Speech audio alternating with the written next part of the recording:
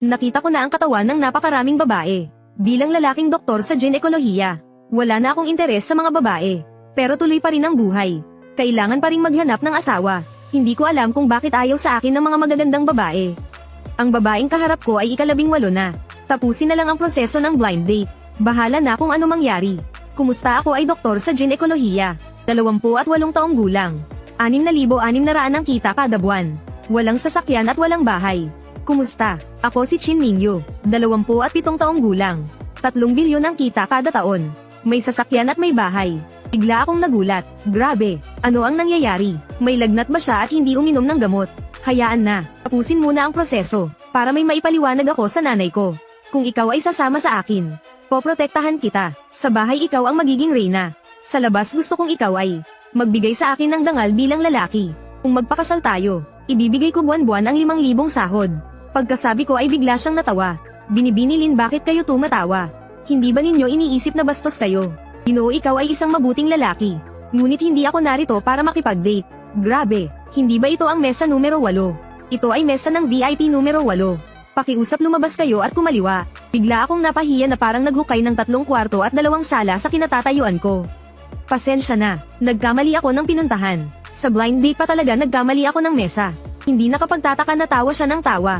Siguradong akala niya nangangarap ako nang hindi ko abot. Nang ako ay tatalikod na para umalis. Pumasok ang matandang tinulungan ko kanina sa may pinto. Diretso siyang pumasok sa V8. Kalaunan ko lamang nalaman. Ang matanda pala ay taga Yun City. Ang chairman ng pinakamalaking financial group na si Chin Tiangang. Lahat ng 3 niyang anak na lalaki ay namatay. Si Chin Mingyu ang pinakamamahal niyang apo.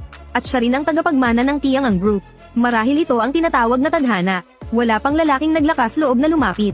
Pero nagawa niya iyon. At siya ay tuwid at mabuting tao. Tinulungan niya akong tumayo kanina sa labas. At wala siyang inasahang kapalit. Lolo, napasa niya ang pagsubok mo. Ngunit hindi pa niya napapasa ang pagsubok ko. Gusto ko ring tuparin ang hiling ni Lolo. Na magpakasal sa isang maasahang lalaki. Kung dahil lang sa isang blind date ay magpapakasal. Masyado yung padalos-dalos. Sige, naniniwala akong papasa talaga ang lalaking iyon. Nahanap ko ang mesa numero 8 sa bulwagan. May isang babaeng nakaupo roon. Pasensya na at nahuli ako. Ako ay doktor sa ginekolohiya. Ako ay 28 taong gulang. 6,600 ang kita ko kada buwan. Walang sasakyan at walang bahay. Teka. Ano ba ang ibig mong sabihin? Ganyan lang ang mga kondisyon mo. Sa tingin mo may babaeng papayag magpakasal sa iyo. Sa tingin mo may karapatan kang mahuli. Tinayang mo ang oras ko. Kinuha ng magandang babae ang isang basong malamig na tubig. At ibinuhos sa mukha ko. 28 taong gulang, sahod 6,600. Napakababa ng antas mo. Saan mo nakuha ang lakas ng loob? Matapos manghamak ay kinuha ng babae ang bag at umalis. Biglang dumilim ang mukha ko. Maglakas loob ka pang magsalita. Pagsisisihan mo ito. Pero mukhang wala pa akong kakayahan. Biglang may sinadyang sigaw ng sakit sa may pintuan. May nabangga. Ang binti ko. Sa oras na iyon may isang dalagang babae. Nagmamadaling bumaba mula sa kotse na BMW. Ano ang nangyari? Ang bagal ng takbo ng kotse ko. Paano mababali ang binti mo? Tigilan ang daldal. Pagbayad kagad. Mga kuya, magkano ang gusto ninyo? Hinayla ng lalaking may mahabang buhok ang palda niya. Ganda, napakaganda mo. Pwede rin ang ibang kabayaran. Isang grupo ng mga bastos na lalaking nagkaroon ng masamang balak. Sa sobrang takot ay umatras ang babae. Hindi sinasadyang nabangga niya ako. Hindi ko sinamantala ang pagkakataon. Sa halip ay lumabas ako at hamarang sa harap ng babae. Bali, ang binti mo tama. Gusto mo ng bayad, tama. Isang malakas na sipa ang ibinigay ko sa binti ng lalaking may mahabang buhok. Sa sobrang sakit ay naglulundag ang buong katawan niya. Hindi ba bali ang binti mo? Mukhang kaya mo pang tumalon, ha? Wisit kang bata ka. Aminado akong malakas ka. Pagkasabi ay tumakas sila sa lugar. Sa sandaling iyon pinapanood ni Chin Mingyu ang lahat mula sa bintana. Hindi niya inakalang may tapang pala siya. Gwapo, salamat sa iyo. Gusto mo bang pumunta sa bahay ko at uminom? Pwede rin kitang ipagluto ng noodles. Nang makita kong para siyang gustong magbigay ng sarili, agad ko siyang tinanggihan. Hindi na, may iba pa akong gagawin. Nainis ang babae at hindi napigil ang tumapak sa sahig. Ganito na nga siya ka-proactive. Bakit wala pa ring reaksyon ang lalaki? Haha Mingyu, tingnan mo. Sabi ko na nga ba maayos talaga ang ugali ng lalaking iyon. Kahit ang napakagandang assistant mo, hindi niya pinansin. Pag nagpakasal kayo hindi ka na mag-aalala. Lolo, huwag ka munang matuwa. Kapag hindi mahilig sa babae ang lalaki, siguradong mahilig sa pera. Pag-uwi sa bahay, ikinwento ko kay mama ang buong pangyayari sa blind date. Hinayla ako ni mama palabas. Ano ang ginagawa mo? Ano ang ginagawa? Umalis ang babaeng iyon nang hindi man lang nakipag-blind date sa iyo. Nagbayad ako ng pera sa matchmaker. Pupunta tayo sa bahay niya para makipag-blind date. Halos hindi ako makapaniwala. Umabot na sa ganitong antas ng pagkabaliw si mama. Pinilit niya talaga akong pumunta sa bahay ng babae. Naalala ko ang malamig na tubig noong 82. Kailangan ko bang tikman ulit iyon? Hindi ko kayang kontrahin si mama. Pagdating sa bahay niya, mayabang ang itsura ng tita. Gusto nila ng 500,000 dowry. At kailangan ding bayaran ng buo ang kotse at bahay sa kasal. Hindi man lang nagalit ang nanay ko. Sa halip ay pumayag pa siya. Palihim akong sinabihan ng nanay ko. Kahit ibenta ko pa ang bahay. Thought parent ko pa rin ang huling hiling ng tatay mo. Ngunit sa mismong sandaling iyon, sumingit ang kapatid niyang lalaki. Kapag ako naman ang ikakasal, ayon ng ate at bayaw ang baalang mag-ayos ng kotse at bahay ko. Sumabog agad ang galit ko.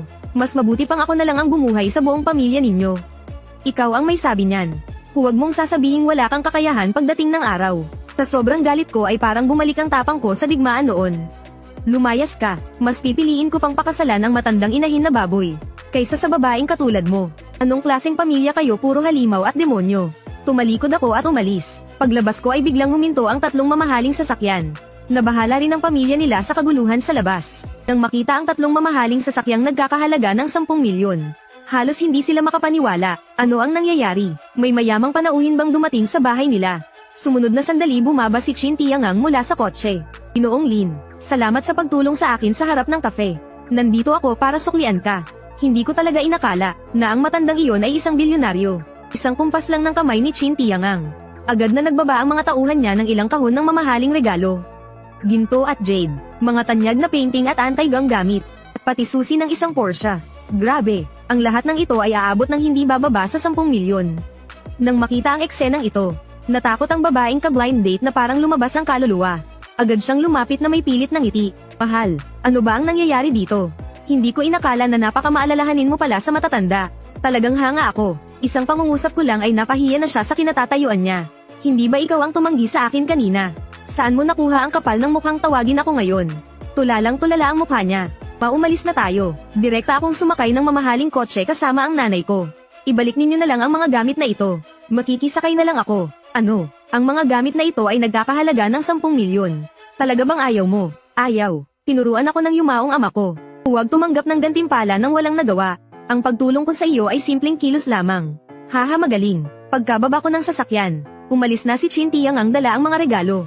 Mingyu, sabi ko na nga ba na kaya ng lalaking iyon ang pagsubok? Talo na ay tanggap ang resulta. Magpakasal ka agad sa kanya. Bilisan mo at bigyan mo ako ng apo. Tahimik lang si Chin Mingyu. Kinabukasan ay nakatanggap ako ng tawag mula sa di kilalang numero. Binata, hindi mo tinanggap ang regalo ko. Kung gayon hahanapan kita ng asawa, gusto mo ba? Matanda, anong klaseng paraan ito? May paraan nga, gusto lang kitang ipakasal. Natatakot ka ba? Sakto, takot ako sa lahat ng klase ng paraan. At hindi pa raw ako natatakot sa pagkana ng pagpapakasal. Kahapon nabigo ang 18 blind date ko. Halos mabaliw na ako sa kakakulit ng nanay ko. Ngayon basta may babaeng handang magpakasal sa akin. Basta hindi lalaki, papayag ako. Kung ganoon, dalhin mo ang mga dokumento mo. Diretso na tayo sa tanggapan ng civil registry. Sige, punta tayo. Sino ba ang natatakot kanino? Nang makarating kami sa harap ng civil registry, napatigil ako. Si Chin Mingyu pala iyon. Ano pa ang tinitigilan mo?